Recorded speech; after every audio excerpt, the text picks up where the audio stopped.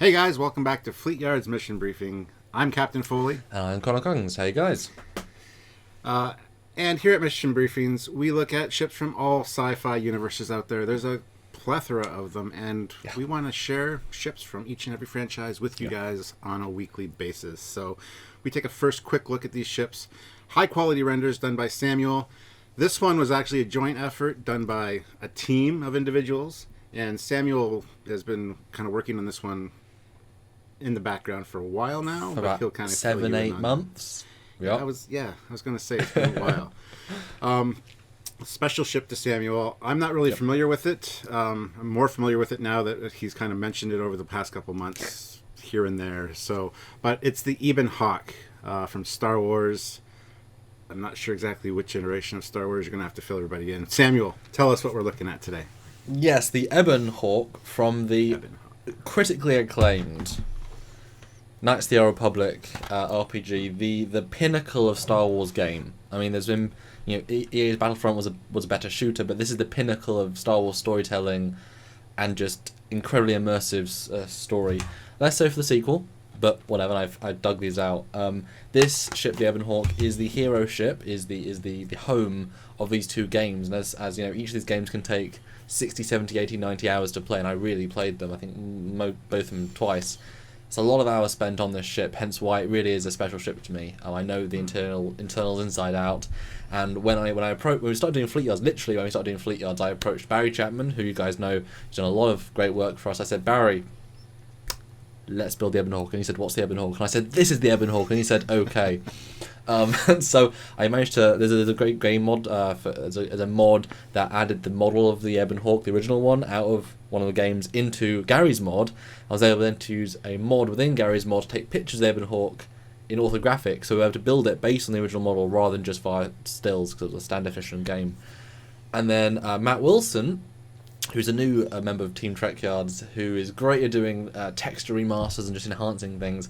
Got in contact with him a few months ago, and he's starting to work on projects with us, and he has helped to improve the textures. I did some texture work, I will say, and he really refined it and made it a lot more epic. And so now we just got the model, and so I want to do a full episode. I did all the renders today, so it's fresh off my brain. But yeah, Stuart, first picture, the Ebon Hawk. Now you said which era. All I will say right now is it's a dynamic class freighter. And now you take it from there, Stuart. What do you think? Okay, first of all, are we looking at the front or the back? I would assume the front. Yes, that's the front. Okay. It's similar-esque to the Falcon. Mm-hmm. I don't know if it's a Corellian ship per se, because the Falcon is a Corellian freighter, so this is kind of similar at the back, I guess. I don't know. I have to see if it's a core Galaxy Systems, so precursor, but not. I mean, Corellian. Yeah, they didn't build stuff until late. This is quite an old ship, but yeah. What do you think of the design? This is well before the prequel trilogy, so it shouldn't look anything like that. Anything. Yeah, pretty much. It's very interesting. I do like it. You had showed me something like 2 or 3 months ago on it, and I was really actually impressed when I saw it. I thought it was kind of neat, and I have no problems with its design. It's a little blocky at the front, but I don't have a problem with that per se. It's space, so. Well, that's one of the things. I mean, this game is aging a bit now, quite a few years old, and this was a very certain time in building 3D things. When Knights of the Republic came out in 2003 for the Xbox, the first Xbox, so this game was designed to be in that game, so the low resolution, the low polys for that sort of platform. And then it was up res slightly for Knights of the Republic 2, but not by much, and it hasn't been touched in a decade now, more than a decade. So it's obviously it is blocky. It is absolutely. Some elements are really blocky, and I got this actually ironically higher detail than the original version. All the pipes are actual 3D thanks to Barry, and the textures are really a lot better thanks to Matt. So yeah, it suffers from that in the design, but I still think it works really well. And you're very, very right. Obviously, it's meant to be a Falcon S ship. The Falcon was, I guess, the equivalent of our home in the original trilogy. So this is an actual precursor, and obviously freighters are going to be, all around the galaxy, so it made a lot of sense. But yeah, a lot of pictures for this episode, a lot of things. I really want to give this one the full treatment for mission briefing. So the next picture is the aft and the bottom. You can see its engines are not like the Falcon. It's not a ring of engines, actual engines. And there's you can see the orange block in the middle of the back is the aft landing leg. There's two in either of the. I think you can see where they come out of. Any thoughts on the aft? It's different than I expected. I expected more of an engine similar to the Falcon, kind of like a glowing element. But this is more like a rocket engine, which is neat. The thing that is in between the two is kind of odd, in my opinion. Sticking kind of in the middle of the thruster assembly, if that's a thruster. But, I mean, it looks good. It's just, I wouldn't have necessarily done that myself. But I feel like I need to give one more clarification. I mean, how old do you think the ship is compared to, say, the prequels? So the Falcon was obviously oldish. It was actually around in the prequels, ironically. You saw a version of the Falcon land, I think, at Naboo in episode 2. How old do you think this class of ship is? I think old. I would say 20 years. It's a good figure. The ship looks weathered and beat up and not brand new. So, 20 years. Nope. How wrong am I, though? Like, I don't know. I don't know what to base it on. I'm just basing it on the weathering. Well, put it this way. I'm looking at the Wikipedia page, and I believe, well, it was in service because of how Battle of Yavin changed the universe and stuff. They sort of go by those dates. That's like the start of it. This was in service at 3,956 years before the Battle of Yavin. So you're about 4,000 years off. Well, no, I thought you were asking me, like, the people flying it, how new is it to them? No, I meant how old the ship design. Oh, no, I didn't think you were doing that at all. I would have said maybe 60, 80 years, maybe 100 at the most. Well, there you go. Anyway, I would have still been wrong. But I thought you meant, like, as the pilot, did he buy it used, like, and how old was it? Yeah, Never mind. We weathered up. But yes, this is a ship 4,000 years before Yavin. So it's you can see they obviously had to give it retro tech, and I'm really appreciative of some of the touches because it can't look. Having that plate, having, I guess, this more rough structure actually, I think really works for it. But the next picture is the aft view, and you can see that wonderful detail that Barry added to the side. Everything's physical. I don't know what they do per se, but it's just details. This view because you only ever see it in the game and it's not in high def. I've never really seen this angle before. I didn't realize how odd it looked because obviously one side has the filled in segment, the other side has a hole. So looking from that perspective is actually quite strange. Looking back at the cockpit, but that's just me.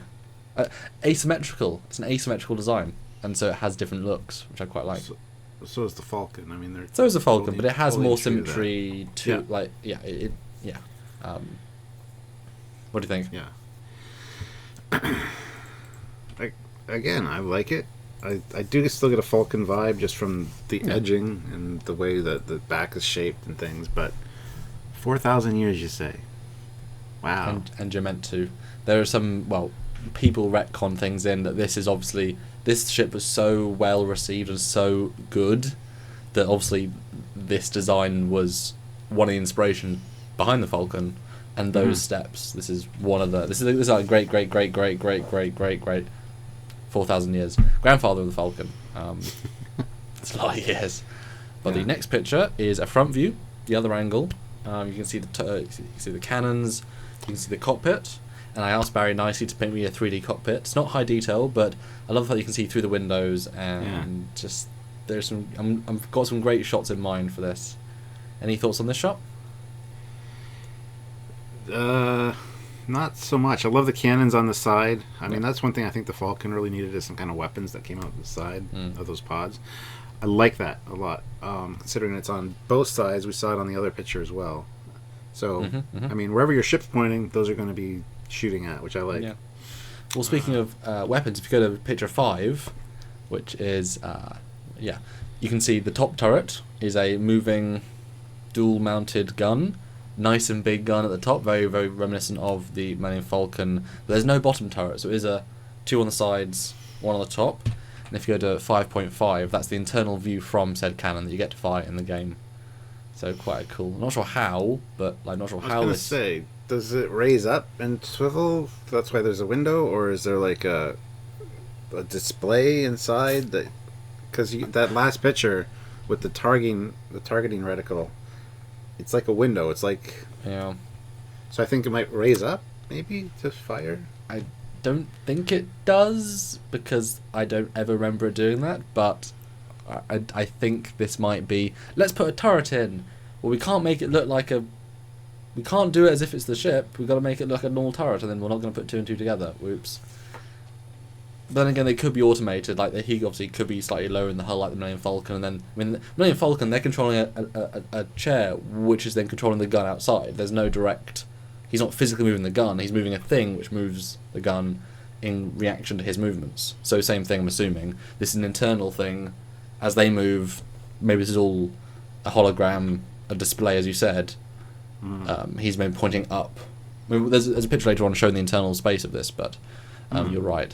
And you can see the lovely detail there that Barry's done for the pipes and things. I was quite careful to what I asked for with detail here. Now, one quick question based on that turret picture. Do those guns rotate up? And, like, I would assume they would. Yes, I would assume so too. I mean, you had a lot of field of view in the turret, so yes, but it doesn't necessarily mean they put it into the physical model or thought. I mean, they built the ship and then they did the turret. I think the turret was like we need something else in the gameplay. Let's add a turret sequence, you know. Yeah. It was an afterthought. Well, just the way that's designed, it looks like those 2 barrels can rotate straight up or whatever, and I like that because that would give a lot more range of motion, so... Yeah. But the next picture is the side guns. Pretty meaty guns, and again, all these pipes and things connected, but yeah. Quite a lot of offensive weapons, which are torpedoes as well, so good amount of stuff there. Again, those would be cool if they swiveled all the way back or something. Yeah. I mean, I would assume they would... I mean, they can at least do that. If I was designing it, you'd at least give them a little bit of motion. Yeah. It obviously isn't too much, but, you know, if you can do a little bit, then you can go shoot. Yeah. I think it'd be so cool to have them just go like all the way out to the side and face backwards, so you could be flying beside something and like shooting it. That would be how I would design it. So yeah, absolutely. But the next picture is an aft shot, and it shows you the engine grills, nicely lit up. They're quite subdued actually in it, but it's a cool perspective I think of the ship. It's yeah. Again, this is a ship close to my heart sort of thing. Yeah, I really like this ship. The shape is really something that grabs your eye, and I'm really appreciating the way it looks. I like that the center part of the thruster assembly isn't the thrust. That's why I thought it was odd that there was that bar across. I didn't know it was a ring. So yeah, that looks really cool. And I also love the color scheme. Those bright orange. I mean, the Millennium Falcon, we'll see it in a few minutes. Just wash of grey. This is a very distinctly, you know, orange. It gives it more character in itself very, very quickly. But the next picture is a close-up, and we'll look obviously at the cockpit in a mo, but this is the 3D model we've got of the cockpit. You can see the chairs, and there's a person in there, and all the consoles, and I took the textures from in the in-game to then give to Barry to then put on the internal, and now they're lit. So again, you'll see great 3D motion when the camera goes past it, everything will move, and yeah. That's awesome. But there are some problems with that, which we'll talk about. We're going to get to this pretty quickly. The next picture is the concept art of the cockpit. So we'll get into all the internal stuff a little bit later. I want to throw this one in now to see what you think, because this is my favourite version of the cockpit compared to the real one. What do you think of this? It seems super advanced compared to the Falcon. But then again, a lot of the ships from the prequels did as well. I guess this universe is backwards. It started out really super advanced and then went to like more. Well, I'm guessing. I mean, one thing that Star Wars does, and because they keep adding the whole prequel timelines, you know, 4,000 years in the past, the technology hasn't changed. I mean, they still have hyperspace. Everything is the same, almost identical. You know, there's so little iteration in Star Wars in terms of technology. It's ridiculous. But the Millennium Falcon, maybe it was literally a rust bucket. They have, you know, it's a trashy, crappy ship. This was the top of the range freighter it got some good looking stuff. Plus it wasn't designed in the 80s, 70s, whichever 70s. Nice. But what do you think design wise? Oh, it's really cool. Those secondary seats behind the pilot and co-pilot seem kind of odd because there's no control surfaces or anything. Like you put communications or weaponry or something there that they could at least help with, turn sideways and actually do something. Like a runabout. Yeah, like a runabout, or even the Phoenix from G-Force, the same kind of setup. Everybody I know what it has is something now. to do. I know what it is now. On Fleetyards, I know what it is now. So yeah, it just seems odd placement for seats like that, but So now I'm going to ask you a question. We haven't talked about scale. That's always a big thing, and in this episode, I did some research, as you can tell, extra to read. The Millennium Falcon has 4 seats. Yeah. Fair to say, pretty cramped though. Yeah. This, fair to say, how would you describe the space in this cockpit? a little roomier than the Falcon for sure. Yeah. So therefore, a bigger ship. Surely, I mean, the cockpit. I mean, this is a lot bigger. I mean, you can walk around this cockpit very easily. Yeah, but that being said, the cockpit on this one seems to be like that whole center front square part. So I would assume the Falcon's is a little bit smaller than that, but I don't see this as being a super huge ship. I just meant compared to the Falcon. I just want to get because that's the comparison we're going to talk about. Like for me, this picture looks as if it's definitely spacier, definitely than the Falcon. Like this has got breathing room. Everyone's got a bit of room. I do. I love the fact they've given the front 2 seats like one side of it is a headrest, and then it's just suspended like a flag. I love the design choice just to make it half a headrest. It's just an odd. It's cool though. Yeah. And the fact that windows are basically see-through, which is what we represent on the model, it's not like glass, it really is surprisingly like just see-through. But in terms of a view, how gorgeous would that be? Just this big, I mean, it's obviously a lot more blocky than the Falcon, which is also gorgeous, but like if you stand up, it feels like it's going to feel like you're in space. But yet, it's less advanced because it has to have those beams, although I would be kind of worried because this is, one torpedo hit and that's not good. Wow. Every ship is like that though, like, you're vulnerable. So, would you want to know some facts about this ship before we go into the scale? And again, to give you some more contextual things? No, I'm good. Okay, then. Wait, what? Do you actually want to know? Okay, let's go into facts, yeah. Yeah, just a couple of little things. We'll go back a couple of pictures to... We'll go to the first one, back into the first, so you can see the first one.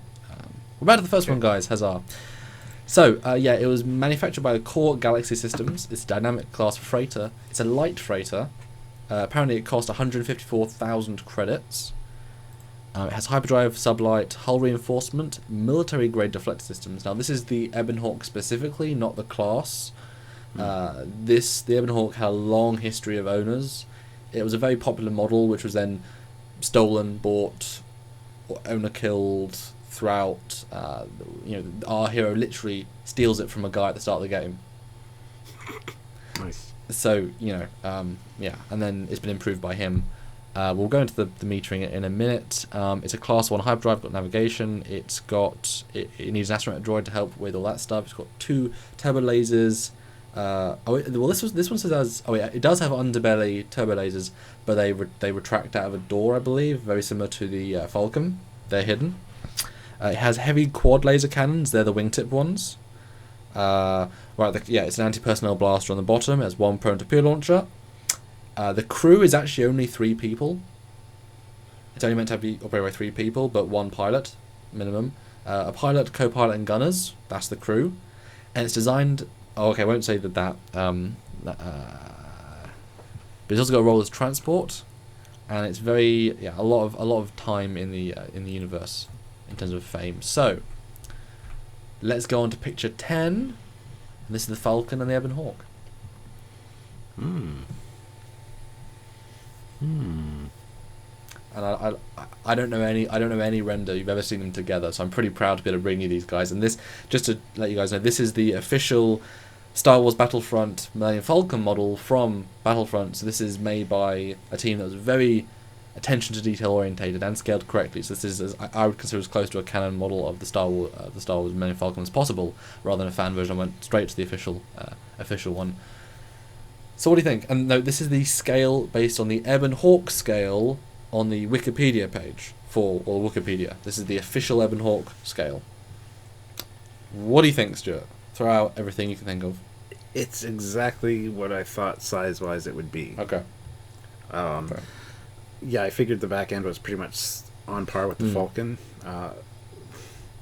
The guns seem rather large on the Ebon Hawk compared to the Falcon, but then again, it's older tech, right? So. But also heavy turbo lasers. Well, yeah. I can see these being part of the same fleet too. That's why I asked earlier if it was a Corellian ship. But yeah, I don't have a problem with it. The cockpit might seem a little smaller than the concept art there. Like not as much room. So for sure. Yeah, I think it's cool. That's a great Falcon, by the way. I like that. Yeah. I was kind of surprised, actually, the sizing. I thought it was roughly this, but I was surprised that it was a distinct step smaller than the Falcon, because you would assume it was about the same size. But I guess the Falcon does sort of push forward. It's got, this doesn't have those elements. Everything's very integrated. But yeah, and again, I thought they were more similar. When you put them side by side, stylistically, they're actually very different. The back tells you they're part of the same design theme. Lineage? Yeah, but I mean, design-wise, they are very different, which I like. I mean, it's clearly meant to be the lineage, but it is its own entity. And I think the orange and some of the bits do get a lot of personality. The Falcon is very Greebleed. Well, actually, it's a good question. Which feels more advanced to you out of the two? Yeah, the Ebon Hawk does, for sure. It feels like a more futuristic design, I would think. Or at least a richer design. Yeah. At the very least. Okay, so that's roughly what the scale you thought. But let's go to the next picture, which is the top view. That one had obviously camera trickery. This is an orthographic top view. This is the exact scale. This feels even smaller to me now. It does, yeah. I mean, the Millennium Falcon is. I mean, I guess it makes sense with only 3 crew, but in terms of physical space, you wouldn't think this is very big. I mean, the Millennium Falcon isn't huge. So, not a lot of space really. Yeah. See, like you said, the other picture shows the size. It looks a little bit bigger in the other picture, which is what I assumed. It does seem rather small, especially when you're comparing the cockpits. Yeah. I mean, the Millennium Falcon cockpit is now bigger, isn't it? Yeah. And yet the other one was clearly bigger. Well, that was the concept art. A lot of things change between concept art and final. Yes, absolutely. But I'll let you know that the concept art is very similar to the real one. Okay. Which I hope we'll see at some point. Which we will see. No, but I again, very proud to be able to bring these renders because I love both these ships. The Ebon Hawk is like my ship. It's so many millions of people's ship because they played the games, but it's like, it's my ship. The next picture is the side view. Again, different sort of feel. So this is a freighter, correct? A light freighter, yes. See, that's the thing about the Falcon that I never understood. It's a freighter, but yet there's not a whole lot of room for cargo. I mean, when you look at the internals of the Millennium Falcon, yeah, there's just not a lot of cargo space. So it's as a freighter, it kind of like UPS delivery van maybe, but a freighter, I don't know. Well, yeah, I mean, and it's also, I just checked, it's a light freighter as well. I mean, it certainly isn't the Han Solo ship he has in Star Wars Episode 7. You know, that's a tanker by comparison. I mean, a freighter, I mean, you can carry people, you can carry a few boxes. I mean, we say it's like the Franklin from Star Trek. You know, that was a transport ship, as a test ship and then a transport ship designed to send small cargo very far, very, very fast. So this... I mean, we know the Millennium Falcon was an incredibly fast ship, so same principle? Small for specialist things? I mean, it's like a courier more than a freighter, but obviously once it's done its couriering, it can be a freighter. Couriering, yeah. Yeah, I think light freighter, yeah, like, I compare it to like a small delivery truck, Yep. as opposed to like a tractor. transport truck. Yeah. Transport truck would be like a heavy freighter, I guess. Yeah. But it seems rather small for a freighter. Like even the Falcon, I thought was small. Yeah. So this is. And what's good about this is that we know exactly how big a person is in that cockpit. What should be. So it's very human scale. This, which should be some indication of why there's some wrong scaling here potentially. We'll see in a minute. The Ebon Hawk is certainly quite a lot thinner. Yeah. Which sort of speaks to more advancement, or it speaks to the Falcon's extra secret compartments and underfloor storage. I mean, if it's got storage underneath all the floors, then that would make sense, and then more armor or something. But it has a distinct sleekness to the sort of profile, which the Falcon is a lot bulkier, despite, you know what I mean? Yeah. So I'm getting the feeling, I'm getting the vibe that you think the Ebon Hawk should be bigger than this. It is a question, and there's quite a lot of, I'm not going to say controversy because this is all fictional, who cares, but there's quite a lot of potentials for this. Like I said, this is the default Wikipedia Ebon Hawk version. Now I want to give you some more context, because now we're going to start talking about internals and size. Again, I got quite a lot ready for this episode, guys, so you can learn all about it with us. The next picture is a fan drawing, a wonderful internal diagram of the Falcon, which again we saw the scale. That's how many rooms it has. Quite a few. It can fit 4 people in the cockpit, but very tight. It's got that hallway. It's a pretty small ship. It really is. You know, you could walk around the entire thing in probably 2 minutes. Probably less. Yeah. You know, although it's interesting. It says freight loading doors at the front. I mean, it has been theorized that cargo is meant to slide into that front bit, and that's what it's carrying. You know, that this is just the ship portion. It's meant to carry trucker parts. I have seen fan versions of that. I don't know if that was exactly the reason for it, but I mean, because I know in one of my toys when I was growing up, there was a torpedo launcher in the middle. So obviously there can't be a torpedo launcher and a door, although the Defiant has a bomb and a door and a deflector. Yeah. So well, I can see it docking there and that being a loading ramp, like you dock with a space station. And it says at the back too, there's a freight elevator. So on the bottom, at the rear. The thing that comes down, you slide pallets on it and then lift it up, right? Yeah, maybe. But it's got number 9 is the forward hull, and number 11 is the number 2 hold. So you bring all the cargo in the front and store it in the See, I like this layout. This kind of makes more sense to me. Yeah, it's pretty cool, but it's actually, like I said, smaller. There's actually a lot of corridors, but just like the Jupiter 2.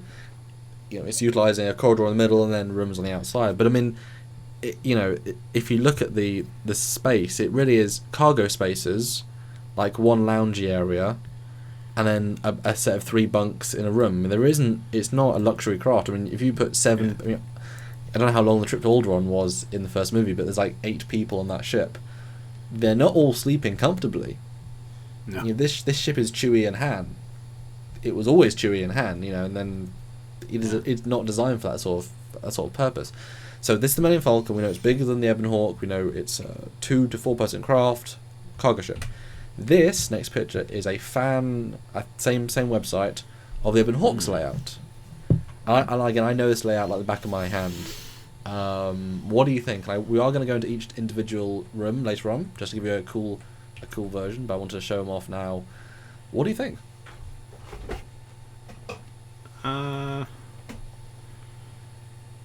I'm on board with this. Like I like this layout. It's really cool. I'm just trying to find out where they would load cargo on. I mean, there's the ramp. Yes. Which would go straight into like the garage. There's cargo bays. 7 and 8 are both cargo bays. 8 you can also put a lander, a vehicle which I've used before. 12 is the ramp.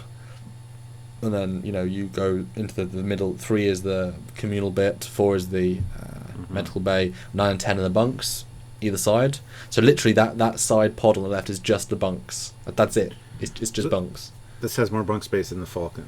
It does have more bunk space. I mean, you have a lot of companions in the game. So yes. Although in the game, each room, as you would find a lot of different sort of games, each room is where a character hangs out and they sort of take over. So 8 is where one person hangs out dealing with repairing One thing 7 is, so it ends up being more than it could be. 2 is a control area. 1 is a cockpit.